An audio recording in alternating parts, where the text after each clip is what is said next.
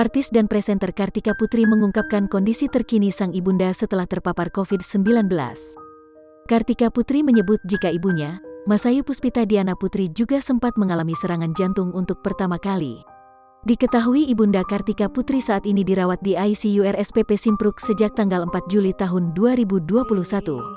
Sambil menangis, Kartika Putri juga menceritakan kini kondisi sang ibu tidak sadarkan diri. Kartika Putri menceritakan kronologi awal sang ibu mengalami serangan jantung melalui jumpa pers virtual pada Kamis, tanggal 8 Juli tahun 2021. Mungkin mama panik sampai dadanya mengalami sesak, kata Kartika Putri saat dibawa ke rumah sakit. Dokter menyebut mertua Habib Usman bin Yahya itu mengalami serangan jantung dan pengentalan darah seperti diberitakan Tribun News. Ternyata, setelah dibawa ke dokter, mama dikatakan kena serangan jantung dan ada pengentalan darah, tapi tidak tinggi, beber Kartika. Artis yang akrab disapa Karput ini menyebut, jika sang ibu tidak memiliki penyakit bawaan. Mama nggak ada penyakit bawaan.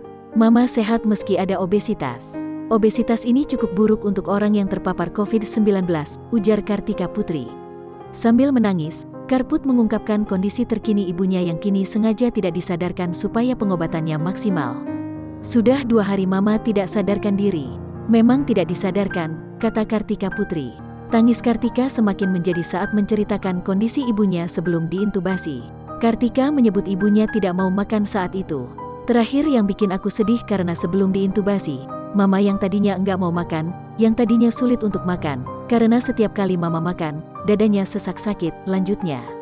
Padahal menurut Kartika, sebelumnya ibunya terlihat semangat untuk makan dan sembuh. Apalagi Kartika merasa hancur ketika melihat video terakhirnya sebelum sang ibu tak sadarkan diri.